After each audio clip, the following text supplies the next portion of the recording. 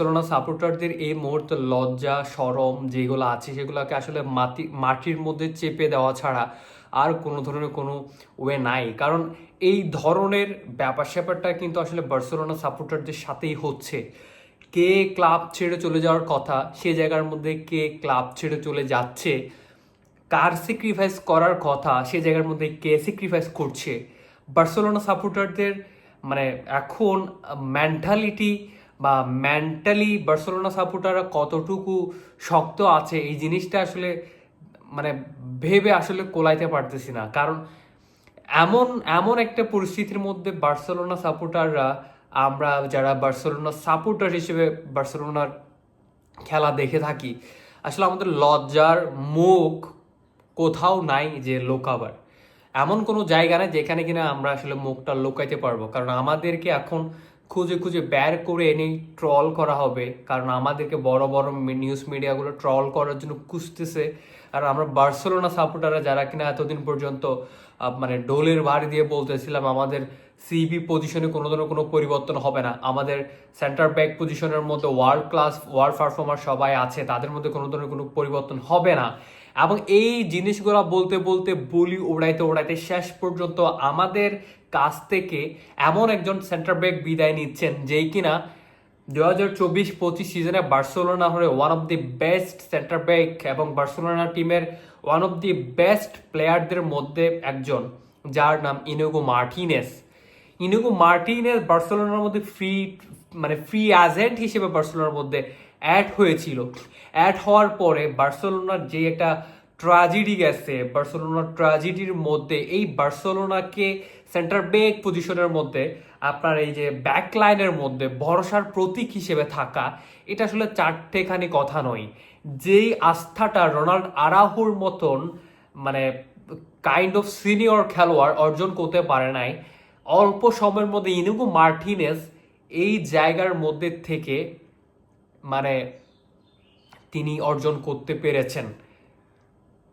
এবং এটা নিয়ে আসলে কথা বলতে হচ্ছে, ভাই, এটা নিয়ে আসলে কথা বলা উচিত। কারণ বার্সেলোনা মার্টিনেসকে যদি বেচে দেয়, এখানে কোনো ধরনের কোনো আর মানে অবস্থার মধ্যে কথা বলার জায়গা থাকবে না। কারণ আল নাসের তাকে ইতিমধ্যেই তাদের খেলোয়াড় হিসেবে গ্রহণ করার সর্বশেষ প্রান্তে, এবং সেটা অফিসিয়ালি ঘোষণা করাটাই জাস্ট বাকি।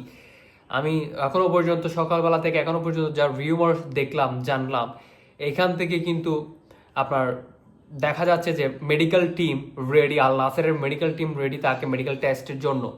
এবং বার্সেলোনা এত বড় চমক যে রাখবে এটা আসলে কখনোই কল্পনা করতে পারে না। আমার কিছুটা সন্দেহ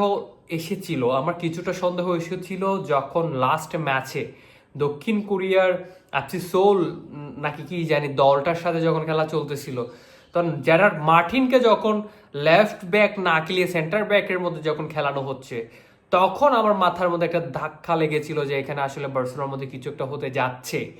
হয়তোবা এটা এক্সপেরিমেন্টাল ব্যাপার স্যাপার ছিল, কিন্তু এটা মানে এমনভাবেই ক্লোটা দেওয়া হয়েছে যেখানে আসলে কোনো বোঝার অবকাশ ছিল না যে আমাদের সেন্টার ব্যাক পজিশন থেকে একটা খেলোয়াড় আমাদেরকে ছেড়ে চলে যাচ্ছে, এবং সেটা যে মার্টিনেস হতে যাচ্ছে এটা আসলে আমরা কল্পনা করি নাই। আসলে জিনিসটা খুবই খারাপ লাগছে, কারণ 2024-25 সিজনের মধ্যে বার্সেলোনার হয়ে এত অসাধারণ পারফরমেন্স, এত অসাধারণ সাবলীল ব্যাকলাইনের নির্ভরযোগ্য একজন খেলোয়াড়, প্রবাবলি ধরতে গেলে গত সিজনে সব থেকে টপ 5 সিবির মধ্যে তাকেও কিন্তু কাউন্ট করা হচ্ছিল কোনো না কোনোভাবে, মানে কন্ট্রোভার্সিয়ালভাবে তাকেও কাউন্ট করা হচ্ছিল টপ 5 সেন্টার ব্যাকের মধ্যে। বার্সেলোনা হয়ে খেলেছিল এবং লা লিগা জিতার তার বিশাল একটা অবদান।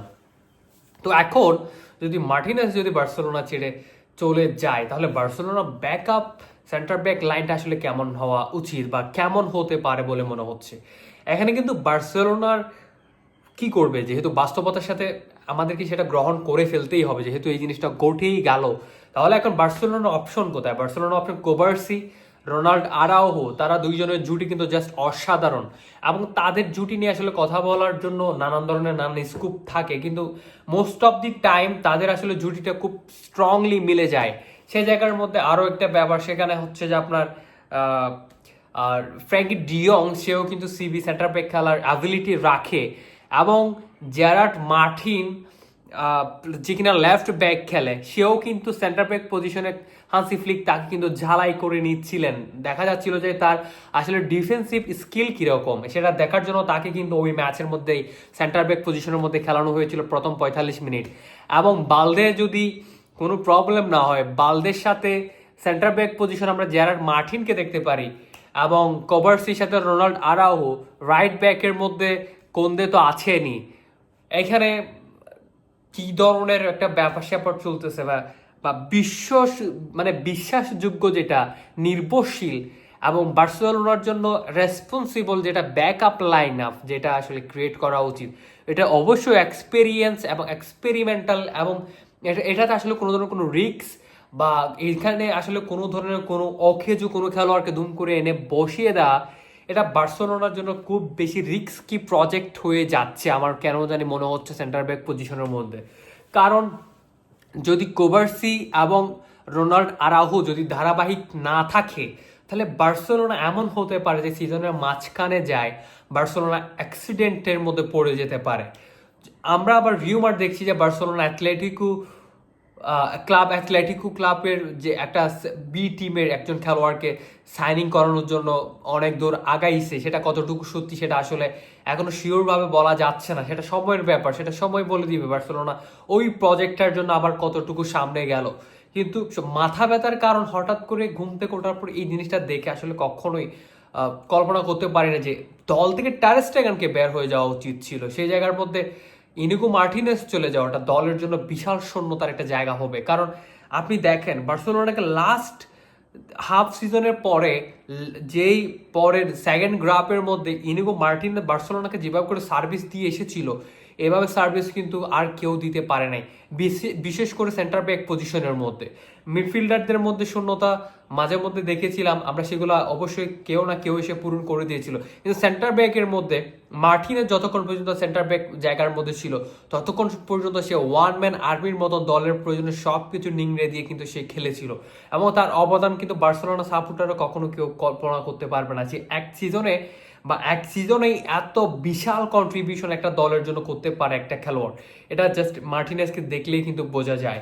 আমরা এই জিনিসটা উপভোগ করেছিলাম, কিন্তু আল নাসেরে চলে যাচ্ছে, হয়তোবা এটা আমাদের জন্য দুর্ভাগ্য, আমরা খেলোয়াড়টাকে আসলে রাখতে পারি না আমাদের দলের কন্ডিশন খারাপ থাকার কারণে। সেন্টার ব্যাক পজিশনের মধ্যে আমি আসলে বিশ্বাস রাখবো যে হান্সি ফ্লিকের উপর। হান্সি ফ্লিক আসলে জার্মান মাস্টারমাইন্ড কোচ, তার উপর আসলে বিশ্বাস রাখতেই হবে, কারণ তিনি আসলে এই দলটার অবস্থা আমাদের থেকে খুব বেটার জানেন। এবং আমার কেন জানি মনে হচ্ছে খুব সম্ভবত কম বাজেটের এক দুইজন সেন্টার ব্যাককে আনতে পারে, হয়তো বা লামাসিয়ান কোনো প্রোডাক্টকে হয়তো বা প্রমোট করে ফেলতে পারেন। যদি এই ধরনের কোনো কিছু হয় তাহলে হয়তো বা বার্সেলোনার জন্য আরও নতুন চমক অপেক্ষা করছে লা লিগা শুরু হওয়ার আগে। 2025-26 সিজন শুরু হওয়ার এখনো পর্যন্ত আরও 7 দিন বাকি আছে, যেখানে কিনা এখনো 60 দিনে আরো নানান ধরনের ঘটনা ঘটে যেতেই পারে। এটার জন্য আমাদেরকে ওয়েট করতে হবে। কিন্তু মার্টিনেস যে ধরনের আস্থা আমাদের উপর রেখে গিয়েছিল, এটা জাস্ট ওয়াও। এটা আমরা তার খেলার পছন্দ করতাম, তার খেলার প্রেমে পড়ে গিয়েছিলাম, তাকে আসলে আমরা এতটা আন্তরিকভাবে গ্রহণ করছি যেটা আসলে সে আমাদের আসলে মনের মধ্যে একটা জায়গা তৈরি করে নিয়েছিল সেন্টার ব্যাক হিসেবে। আমাদের দলের নির্ভরযোগ্য খেলোয়াড়দের মধ্যে অন্যতম একজন নির্ভরযোগ্য খেলোয়াড় হিসেবে তিনি আসলে হয়েছিলেন, কিন্তু তাকে চলে যেতে হচ্ছে, এই জিনিসটা জাস্ট কল্পনার বাহিরে মনে হচ্ছে।